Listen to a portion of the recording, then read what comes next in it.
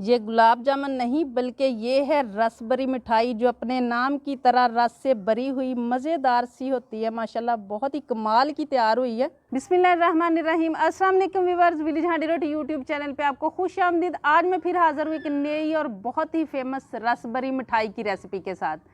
ये मिठाई अपने नाम की तरह बहुत ही मज़े की और रसीली बनती है और सभी को बहुत पसंद आती है।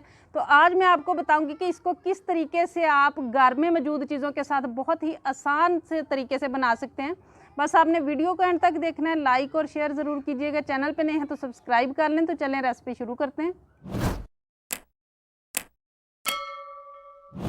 रसभरी बनाने के लिए कढ़ाई रख लूँगी मैं चूल्हे पे, और यहाँ मेल्ट किया हुआ देसी घी है 2 टेबलस्पून, ये मैं इसमें शामिल करूँगी। और इसी के साथ मैं शामिल करूँगी सूजी 1 कप। बारीक सूजी है, अगर बारीक सूजी ना हो तो आप जो होता है ना जार मसाला पीसने वाला, उसमें डालें और इसको थोड़ा सा चला लें, इसको बारीक कर लें। इसका बारीक करना बहुत ज़रूरी है। अब इसको हमने इसी तरह रोस्ट करना है, लेकिन इसका कलर वगैरह नहीं चेंज करना। बस 2 मिनट इसको रोस्ट करना है कि इसकी बुनाई हो जाए और अच्छी सी खुशबू आना शुरू हो जाए। ये 2 मिनट इसकी बुनाई करते हुए हो गया। यहाँ 1.5 कप मेरे पास दूध है, ये इसमें शामिल करेंगे। और ये दूध अच्छी तरह खुश्क होने तक अब इसको पकाना है हमने, अच्छी तरह सारा दूध ख़त्म हो जाए इसके अंदर से।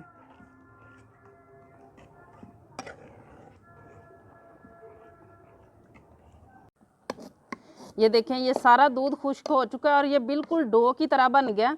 अब इसी पॉइंट पे इसको हमने निकाल लेना है एक अलहदा से बर्तन में। इसको हम ठंडा होने देंगे, तब तक हम चाश तैयार करेंगे।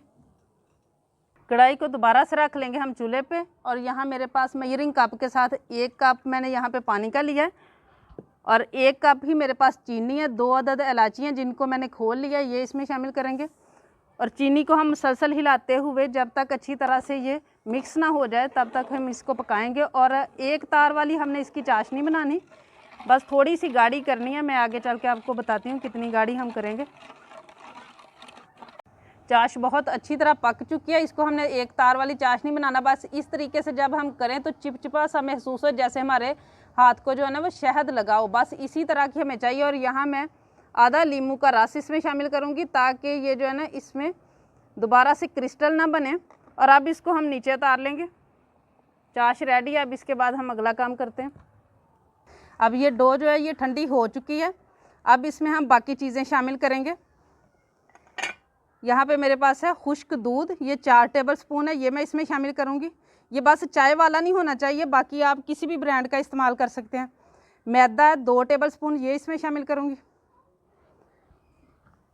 बेकिंग सोडा है मेरे पास 1/2 टीस्पून है, ये शामिल करूँगी। बेकिंग सोडा है जिसको मीठा सोडा भी कहते हैं। और अब इसको जो है ना वो इस तरीके से अच्छी तरह मिक्स करना है। यहाँ मेरे पास रूम टेम्परेचर दूध है, इसको थोड़ा थोड़ा करके इसमें हम शामिल करेंगे और इसकी हमने नॉर्मल सी डो बना लेनी है। अच्छी तरह से मिक्स करना है ताकि जो भी हमने इसमें बेकिंग सोडा और चीज़ें डाली हैं वो अच्छी तरह से सूजी में भी पहुँच जाएँ।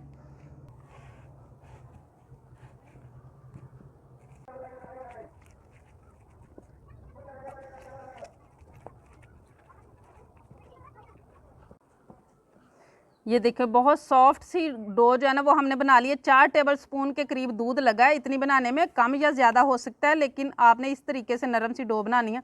अब हाथ को हम लगा लेंगे कुकिंग ऑयल या घी, और छोटा सा हमने बॉल लेना है जिस साइज़ में आप बनाना चाहें। बहुत मतलब छोटी सी भी बनती है और बहुत थोड़ी सी बड़ी सी भी बनती है। आप इस तरीके से पहले उसको प्रेस करें ताकि उसके अंदर कोई खला ना रहे।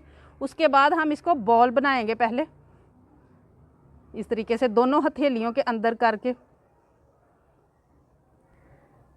जब अच्छी तरह बॉल बन जाए हल्का सा प्रेस करना है और कोशिश करनी है कि क्रैक नहीं होना चाहिए।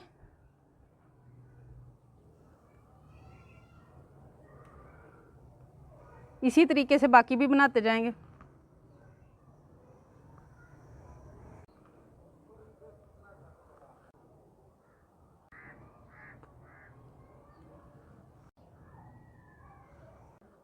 शेप मैंने रेडी कर लिया। अब इसको हम फ्राई करेंगे। यहाँ पे ऑयल को मैंने गर्म होने के लिए रखा था, मीडियम गर्म होना चाहिए, बहुत ज़्यादा गर्म नहीं होना चाहिए। आहिस्ता आहिस्ता इसमें शामिल करना है।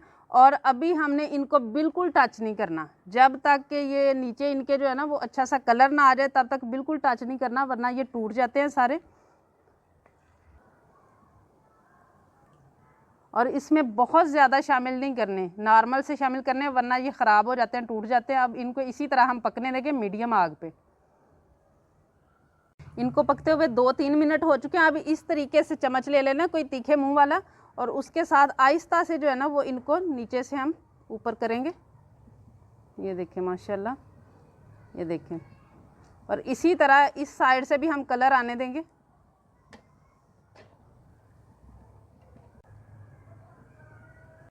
अब हम देखेंगे जिसका कलर बिल्कुल सेट हो चुका है, ये देखें, उनको निकाल लेंगे।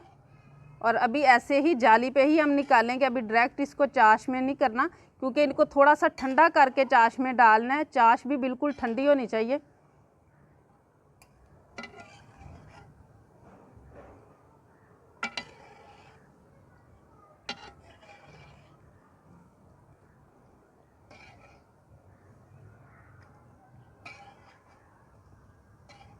और इसी तरीके से बाकी भी मैं शामिल करूँगी इसके अंदर। अभी इनको हम ठंडा होने देंगे। दूसरा बैच मैंने डाल लिया और ये देखें ये बिल्कुल नीम गर्म है, ठंडे हो चुके हैं। अब इसको हम जो है ना चाश में डाल देंगे और 2 मिनट इसी तरह हम चाश में इनको डूबा रहने देंगे।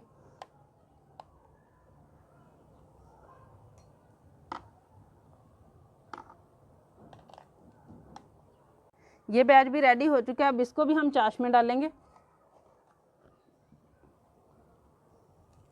और इसी तरह 10 मिनट हम पड़ा रहने देंगे। मिठाई माशाल्लाह रेडी हो चुकी है। अब इसे हम डिश आउट करेंगे। माशाल्लाह देखिए बहुत ही ज़बरदस्त, और आपने देखा कितने कम खर्च में बनने वाली माशाल्लाह ज़बरदस्त सी रेसिपी है।